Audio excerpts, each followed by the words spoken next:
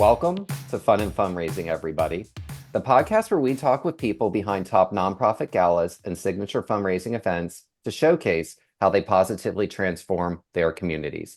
I'm your host, Rob Giardinelli, and today I am thrilled to have Hannah Turner on as a guest. And she is the executive director for the Mavs Foundation, as well as the VP of External Affairs for the Dallas Mavericks. And the Dallas Mavericks is having their annual signature fundraiser coming up really shortly called the Mavs Ball. And it's it's one of the best attended and one of the most fun events in North Texas every year. So I'm just thrilled to have Hannah on. And with that, Hannah, welcome, and we're so glad to have you here today. Yes, thanks, Rob, for having us. We are so excited to get to be a part of your podcast, but also to do my favorite part of my job, which is talk about the work that we do and get to promote all of the different things that the Mouse Foundation is a part of and talk about Mouse Ball. Well, let's dive right on in. So, for anyone who's not familiar with because it's interesting because a lot of athletic organizations do have foundations, and I think a lot of fans don't necessarily know about that. So that's really why we want to raise voice to this. So, talk about what the mission of the Mavs Foundation is. Yes, so the Mavs Foundation is the private 501c3 entity of the Dallas Mavericks. So, as you said, what some people don't know is that the Mavs Foundation is a separate entity from the Mavericks. So, we do all of our separate fundraising, separate programming, really operates as a separate piece of the team. So, we get to do things a little bit different on the foundation side. And so, our mission is to support women, children, and families in need in North Texas. We do that through advocacy, financial support, and services, which is primarily grants to local organizations, as well as tech center and basketball court renovations. Oh, okay. So you do some athletic stuff outside of, the women. I know that the women's family and youth is a lot of, what your marketing's geared towards. So that's good that you do tie it kind of to the mothership, for lack of a better term, with the basketball club. Yes, we have to keep basketball in there a little bit, but we primarily we donate most of our money through grants and to those organizations that really are doing the work in our community.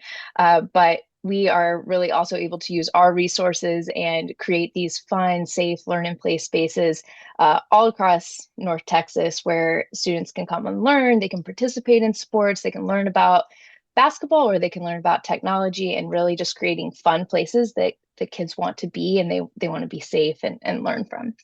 That's amazing. Now, I want to hear because I always love asking this question with each guest, and that is how you initially got involved. Because you, like me, began your professional career not in the city that you're in now. So talk a little bit about how you got involved and what brought you to the Dallas Mavericks and the Mavs Foundation. Yes, that is, I would say always an interesting conversation of I work in the community. I'm so involved in the needs and the community of Dallas. And then, I'm from Missouri.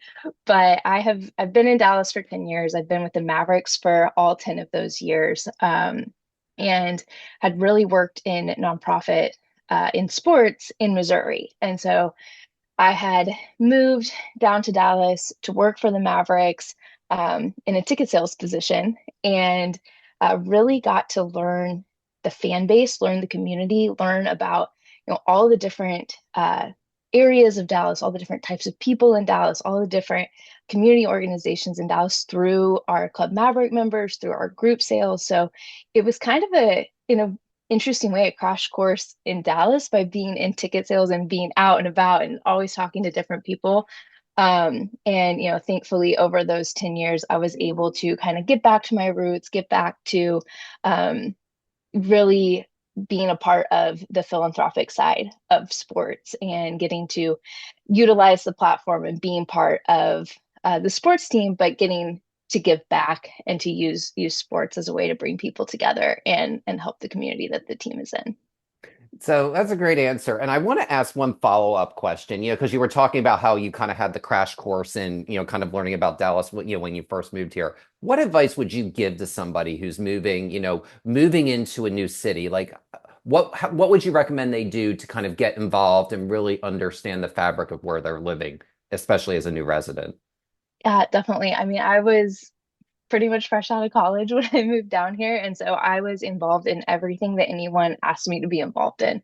So I was, going to young professional meetings that were tied to nonprofit organizations. I was going to different events that were hosted by, different groups of people and really just being involved in as much as I could be and trying to figure out, where do I fit in best and where do my passions lie? And then, of course, being with a sports team, again, you're meeting all different types of people. So just really being open to learning and engaging and kind of finding your place. Absolutely. And a community is a tapestry, and it's just understanding, what's great about your role is you really kind of get to see the whole tapestry of a community because there's a wide range of people that go to athletic events. They probably would never be in the same room otherwise.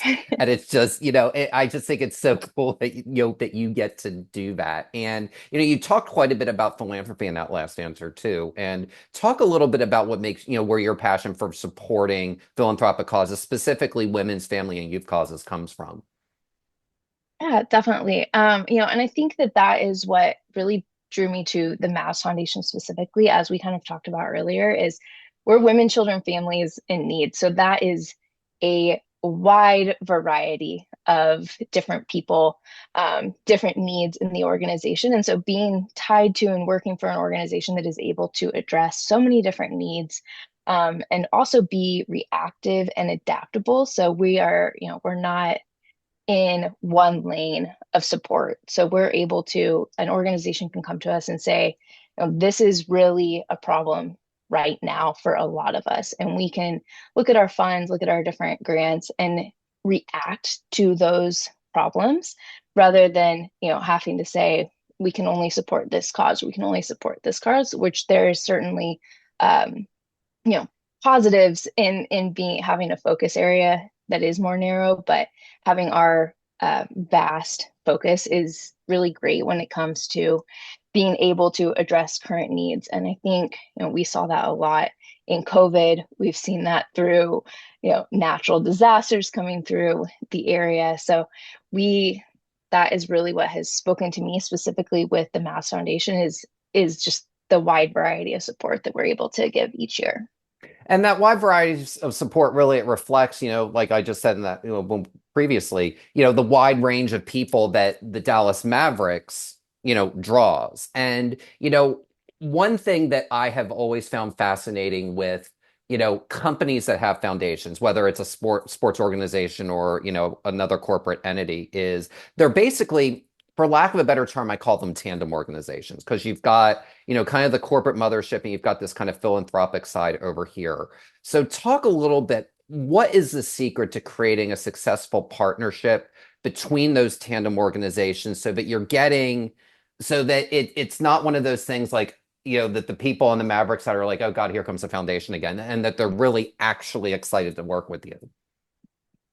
Yeah, definitely. I think that from our vantage point, we are really leaning into the organizations that we're supporting.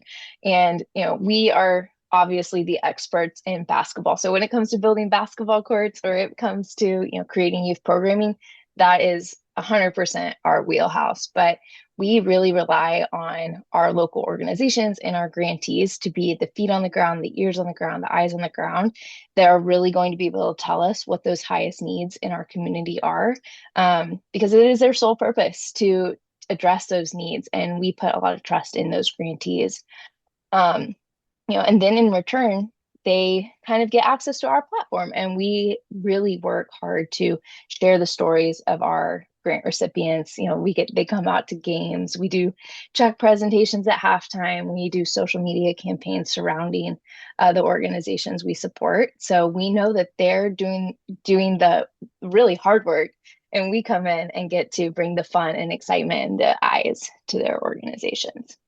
I love that. And what I also love is, for some, for a lot of people going on to court, a basketball court. And I remember I was like 8 or 9 years old and I got to do that once. I won a scholarship to basketball camp in the 80s because and this was back before email and you had to write in. And like, I lived in Philadelphia at the time. And the question was, what is the length from the free throw line to the basket? So I went to my World Book Encyclopedia, looked it up, and wrote 15 feet.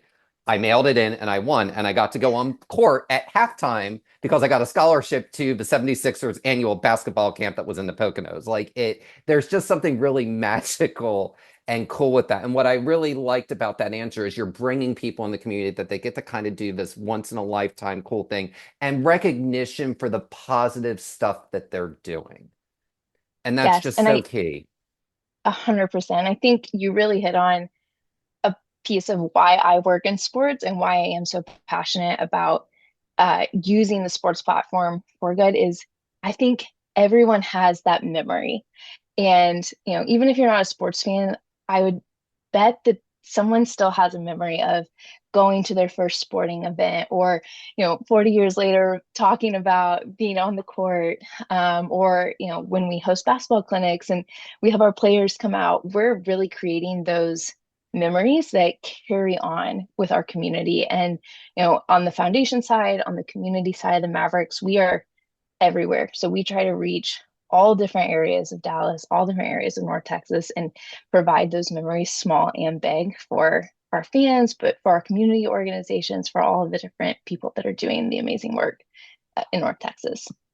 That's amazing. And in speaking of amazing work, a lot of the funds that the Mavericks organization or the Mavericks Foundation gets to do these grants throughout the community really comes through the Mavs ball. And I know this year's the 10th. So I'd love to hear, how it got started and how it's evolved over the last decade, because it kind of almost mirrors your own journey and path with the Mavericks organization as well. So I'm really interested in your take. It does. It does. I missed the first couple of years while I was on the ticket sales side, but have been around for most of our Mavs ball, and the numbers really speak for themselves. Our first year we were raising a little bit over $500,000 from the one event, and now this past year in year nine, last March we were over $2 million. So that is an insane amount of fundraising that has just really changed over the past 10 years. But in turn, that has really catapulted our granting ability too. So we, started out, the Mass Foundation is 25 plus years old and started out granting $100,000 each year. And now we're consistently over $1 million each year, which is due to the different fundraising efforts, the different ways that we're engaging donors, that we're including our sponsors and our Club Maverick members, and really getting everyone involved in our ability to give back to the community. That's fantastic. And what I like is that, you had your starting point 10 years ago of a $500,000 and you're now at $2 million. And the thing is that is, 4x growth, but it's 4x growth over 10 years. And some organizations, you want to be able to grow your revenue every year, but if you grow it too fast, you may get ahead of your skis a little bit. And $500,000 is a substantial amount of money, but to be able to kind of have steady growth that each year you can get a little bit more, the steady momentum, that really, to me, any long running event understands that. And it's not, we want to get the biggest, shiniest object of them all. It takes a lot of work, even if everyone in the community knows who you are. And everyone in the community knows who the Dallas Mavericks is. So I really like that you have that steady increase of growth that you've had over the last 10 years. I just think that's incredible. Yeah, it's certainly a study, and I think we're probably facing a challenge that other nonprofits that have these large galas face is we're running out of room. So now we're kind of getting to the point of, we want to have everybody attend, but where do we host it? Where can hold, 900, 1,000 people and still, create these fun, exciting environments. So we are, definitely hitting that point of capacity, but hopefully not hitting the point of fundraising capacity and continue to grow here in our 10th year. Absolutely. And in the 10th year, and you had talked about this before about, there's just the sheer number of, organizations you can support. And you've talked quite a bit about grants. I want to dive into that a little bit more deeply here. Talk about the selection process of how you all choose these nonprofits, as well as kind of the profile of a typical nonprofit, or not even typical, but an ideal nonprofit that you all would partner with. Yes. So, of course, as our fundraising has evolved, our grant application process evolves each year as well. Um, we are on a yearly application process with a yearly board meeting with our board. So our board has compiled, over the past 25 years of owners, of family members, of CEOs, of Maverick staff that have, served on the board. So we have had a pretty steady board over the past few years, with some new additions this season, which we're very, very excited about. And that board meets and we review all the applications. So as you can imagine, as our excitement grows around the team, as more people learn about the foundation, so do the grant applications. So this past year we've had over 600 applications some years, and we review each and every one of them. We grant from $10,000 to $50,000. And each season it varies, depending on how our fundraising has gone the year before. But on average, we look at about 10 to 20 grants per season. That's a good amount and that's a manageable amount. And you brought up something that I want to dive into a little bit, and that is board. So talk about the importance, because to me, a nonprofit is only as strong as its board. And if an organization can raise a lot of money, you need a good board behind it to kind of steward the money that's coming in. So talk about the importance of your all's board at the Mavs Foundation and how it's helped you all grow, especially this gala over the last decade. Yes, absolutely. So our new board is comprised of our new owners, which is Patrick Dumont and his wife, and then a couple of others that they had brought along. And then we have our GM Nico Harrison's wife, Darlise, is on our board. And then again, as I said, we have a few MAV staff members that have been on the board kind of throughout all of the different changes. And, I think what our board brings the most to our grant selection process is their passion and also their ears of what is the needs in the community and how can our $50,000, $10,000 grants address those needs. So we're always very mindful of, how far is our dollars going, and is it supporting an entire program, or is it supporting an entire event, or are we contributing a small amount to something larger that we're really passionate about. And I think what is unique is that changes every year. As I've said it a ton, is that we react and we adapt and we really listen to what is needed and how we can utilize the funds that our donors have given us to address those needs. Well, and I love that answer. And I also love, and it kind of ties into what we were talking about earlier, that, you've got several people from an executive level and maybe even not an executive level from the Mavericks that are on the board of the foundation. And that's a really good way to kind of create tie and create buy-in, within the organization, whether it's, people in the ticket office, like where you started, or the players, or any of the other, large tapestry of people that there are. And, one thing, foundations often require support from, but also with events particularly, is corporate sponsors. So talk about, because lots of corporations sponsor the Mavericks. So talk a little bit about how you all successfully are able to get people to give to not just to the basketball team, but they're also giving to the foundation.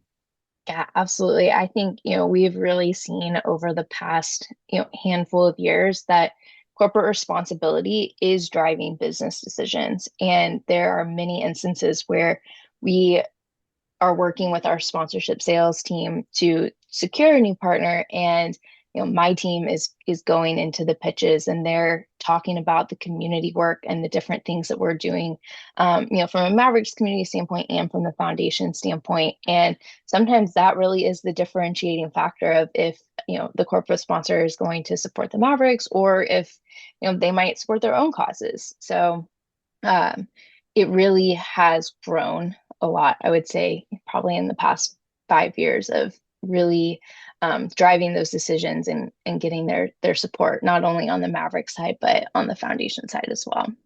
That's terrific. And, one other thing, and that kind of leads back into, we've talked about, the last few years with the event. One thing I always like events, and it's risky, but basically any event that's done it that I've gone to over the years has been highly successful. And that is the Mavs ball is often held on a different night of the week each year. And, you all as a sporting organization, you have a unique set of challenges because you can't necessarily set the date 12 months out because you need you're following your schedule and all that. So talk about though, but what I find about that is that there's a freshness and an excitement around that because you never really know when it's going to be or where it's going. Like there's just something really fun about that. So talk about how that helps for your donors keep the event fresh and exciting so that they want to come back each year. Yeah, I'm definitely glad to hear that there is excitement in that because, as you can imagine, as a planner of the events, it can be challenging when the NBA schedule doesn't come out until usually the end of August, which our season starts in October. So there is a very small window where we're able to kind of get everything plotted out. And then not to mention, we have the team schedule that is all over the place, traveling. So we really are at the mercy of the team because it is so important that we have our players and our coaches and our staff involved in the event. So it definitely keeps us on our toes. That is, as you kind of said, the silver lining of it is we have it at a different venue each year. We have different entertainers each year. We really have completely different experiences every year for Mavs ball.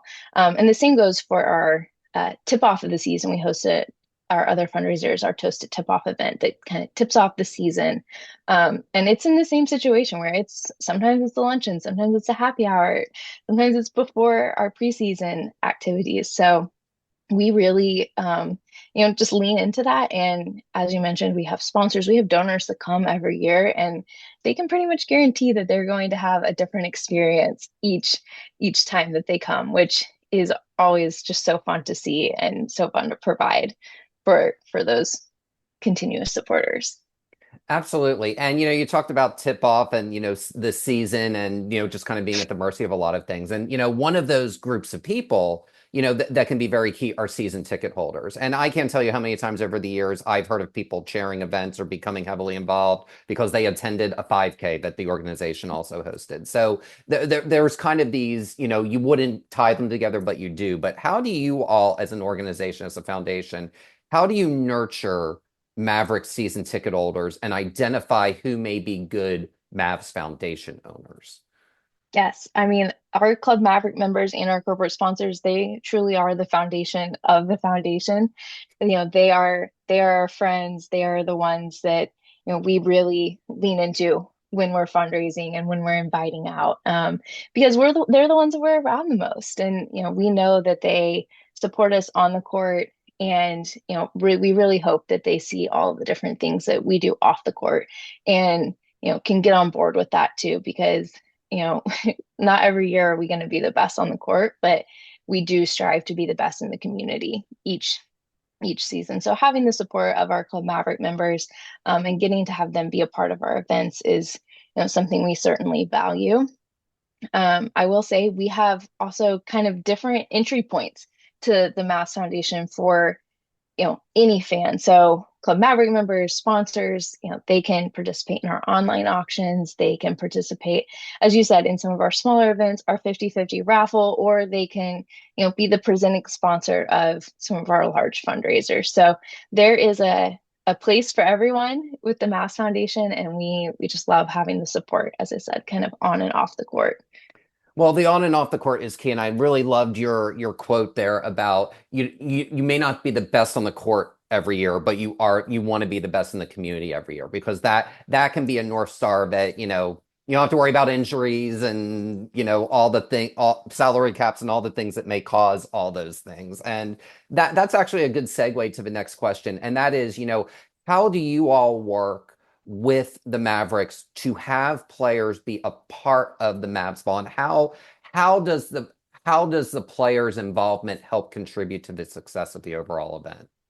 Yes, I mean, I have to say we are lucky to have the support truly from the top down. So not only just from the league, there's many NBA teams that are hosting galas and fundraisers and the NBA Foundation, but our owners and our CEOs are always extremely supportive and extremely community minded. So when we are working to put these together, we know we have that buy-in. We know that that culture has been, put into the players that are joining our team, into the coaches, into our, our general manager.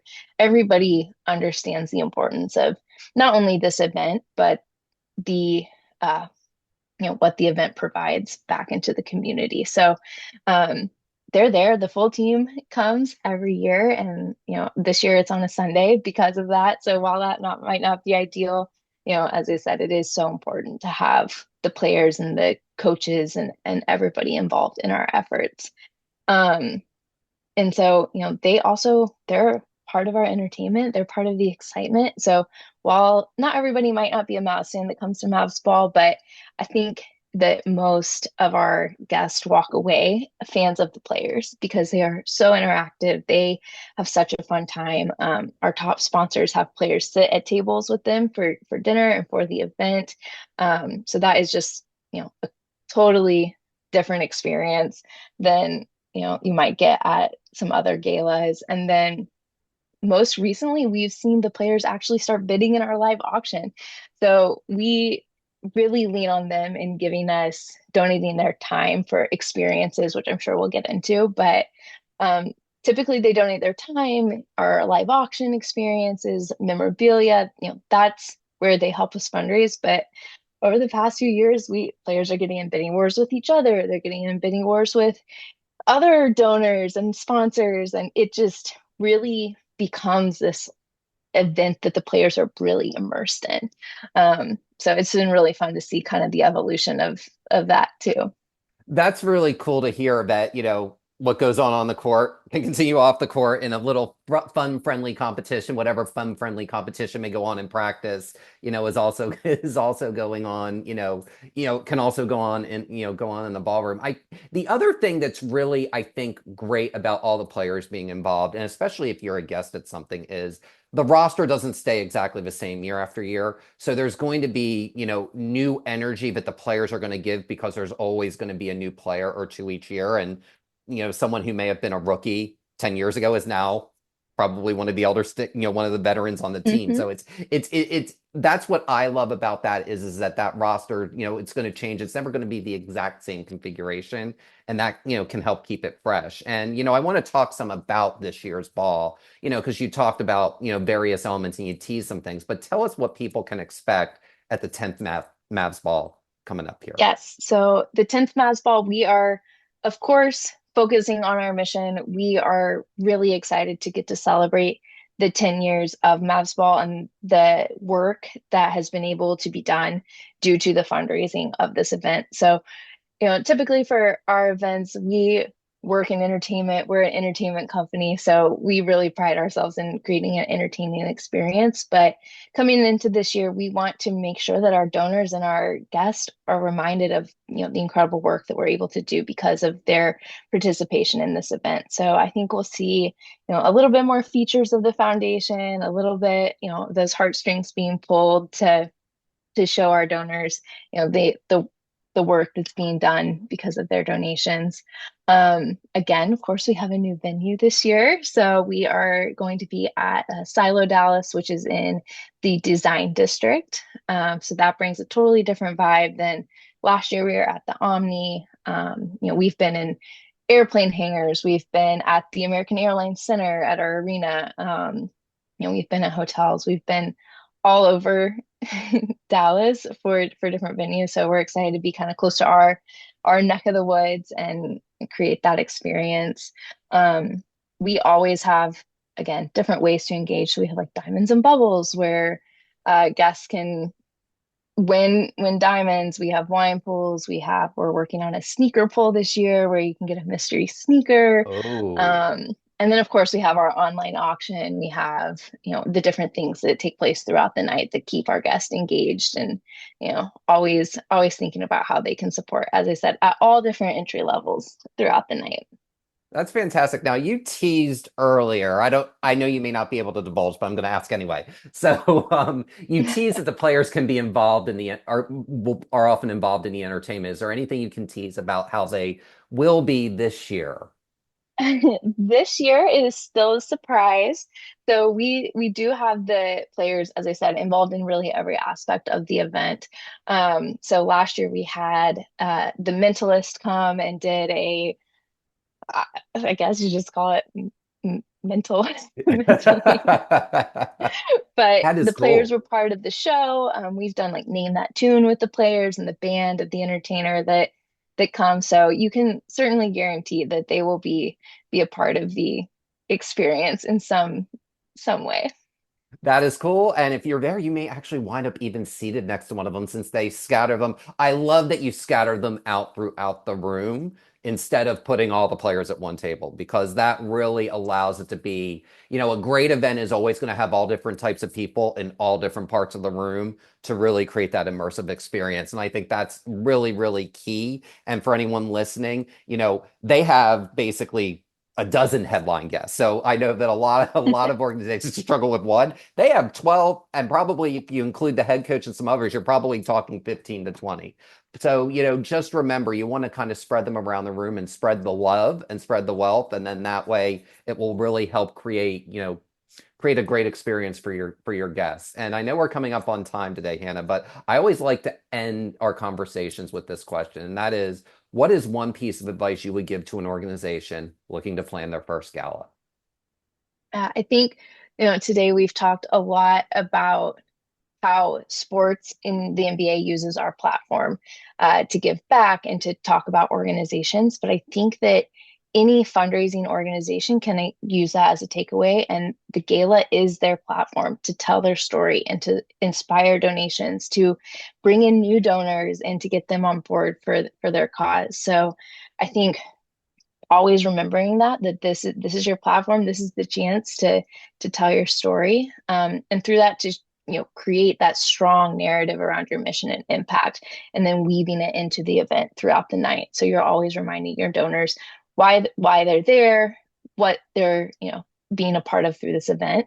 And so really primarily one, be intentional with your mission, make sure everyone remembers why they're at your event, and then two, let them leave with a memory. And if you can kind of get those two things going, then there's nowhere but up to go in your fundraising and to grow each year.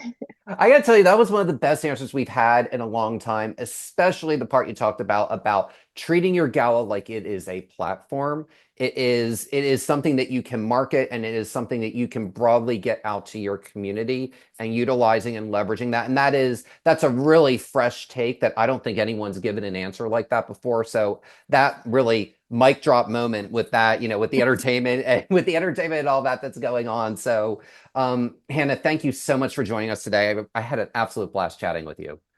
Yeah, absolutely. It was great to talk with you as well. Absolutely. And the 10th annual Mavs Ball, benefiting the Mavs Foundation, will be held on March 2nd, 2025 at Silo Dallas in Dallas, Texas. For more information, please visit mavs.com/mavsball. And that will do it for this episode of Fun and Fundraising. I'm your host, Rob Giardinelli, reminding you to keep it fun, keep it interesting, and your guests will have a great time. Have a great day, everyone, and take care.